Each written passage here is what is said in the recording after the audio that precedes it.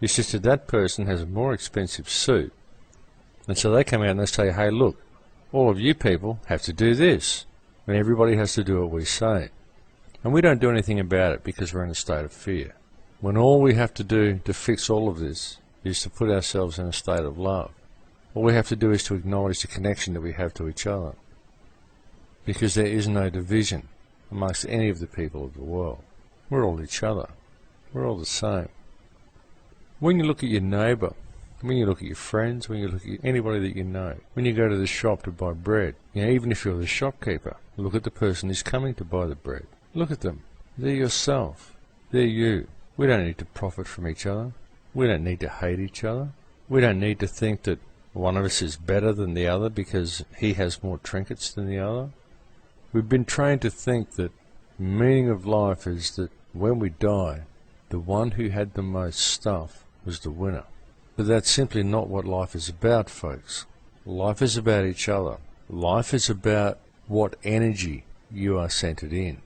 Once we understand that, once we start to understand the connection we have to each other, and once we start to embrace that connection, the whole world changes.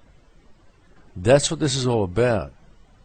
We can have all the infrastructure we want, we can have all the toys and trinkets we want, but we don't have to have it at the expense of everybody else. We don't have to let the world go in the direction it's going. Now, they're looking at microchipping everybody, all of these things that they're doing. I mean, we don't need any of this, folks. So why is it happening? Which again brings us back to the question of who is really in control of this planet. Well, as I said earlier, folks, on that question, all I can do, really, is speculate. All I can do is look at what my research has led me to believe. But last week I was talking about how World War II was a beta test, and that the Third Reich was controlled, and both sides of the war was controlled by the very same people, the very same banking interests.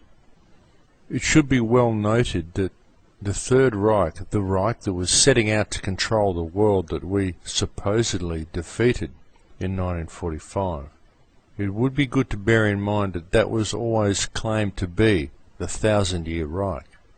It would be good to bear in mind that those who were in control of the Reich were financed and puppeteered by European banking interests.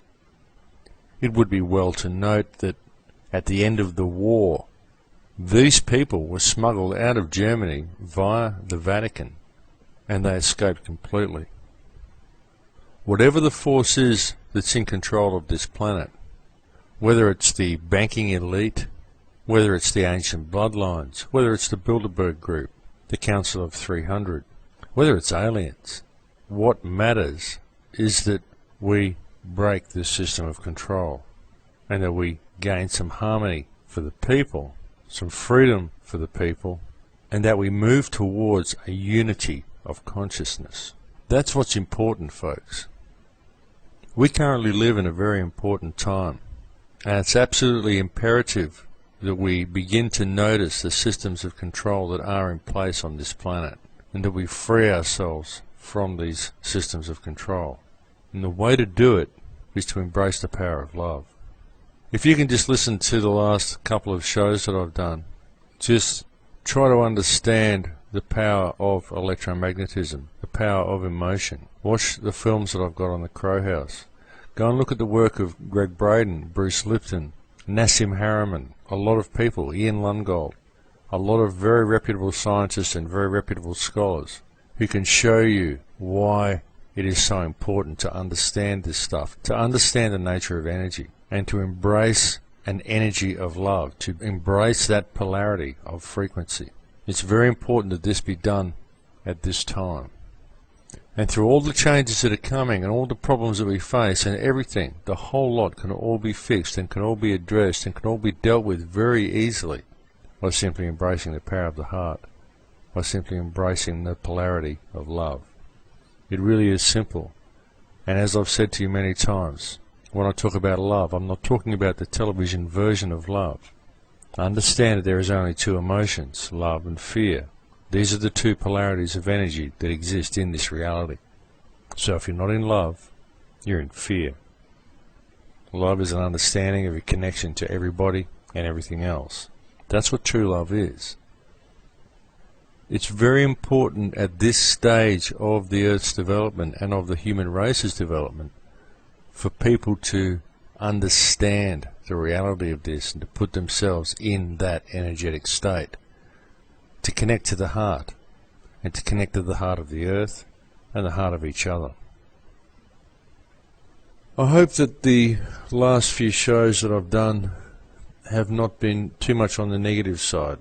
I'd really like to see people become empowered from this information, and I'd really like to see people stand up and start doing something about the situation that we face. I really believe that the most effective thing we can all do is to put ourselves in the heart, to understand our connection to each other, and to simply treat the person next to you as yourself.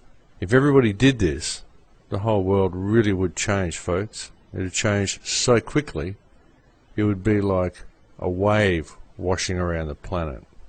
If everybody simply started doing the right thing and all that they do all at the same time, can you imagine the effect that that would have on the world? And the only thing that stops it is that most people will, you tell people this and they say, oh, well, no one's going to do that, which really means that I'm not going to do that. That's what they're saying, because they can't really speak for everybody else, they can only speak for themselves. So when you say, well, nobody's going to do that, what you're saying is that you are not going to do that. But if we follow the words of Gandhi and be the change that we wish to see in the world ourselves, and if everybody does it, then the whole world changes. And the way to do it is to simply step away from fear. That's the only thing stopping you from doing it. That's the only thing that's stopping anybody from doing it. Most people are just afraid to take that first step. But the first step's really not that hard, folks. It's an easy step to take. You just have to make the decision to do it. Because that's all it is. It's a decision that you can make right now between love and fear. The choice is yours, my friends. The choice is yours. Well, thank you very much for listening to the show again, my friends. It's been a pleasure to be with you. I do apologize again for the necessity to have pre-recorded shows. I would very much like to receive your phone calls, but unfortunately I'm just not able to at the moment. But I thank you very much for your continued patronage. I'm really sorry for those of you who have written to the Crow House who I have not had time to answer yet. I have a huge backlog of mail that I'm trying to get through. I do thank all of you who have made a donation to the Crow House. It's been very much appreciated and very, very sorely needed. And I thank you very much for that. I've got a couple of special guests I should be having on the show soon. I will let you know the week before I have them and give you a bit of warning. But I won't tell you who they might be yet. I'll wait until a few things are confirmed, and I'll just take it from there. So you won't have to just listen to me talking all the time, folks. I'll be able to get a couple of people on so we can have a bit of a chat. I've found it a bit difficult to get too many people on lately simply because of the internet connection that I've got. But it is worth it for the lovely place that I'm in and the beautiful people that are around me. I really have come here for a purpose, I feel. So I'll just go with the ride at the moment and I'll see where it ends up. Well, it's been a pleasure spending this time with you again. Please do visit thecrowhouse.com when you get a chance and check out what I've got there. It's all there for you. It's all for free. If you can make a donation, thank you very much in advance. And I'll look forward to speaking to you next week. In Lakesh, my friends. Bye for now.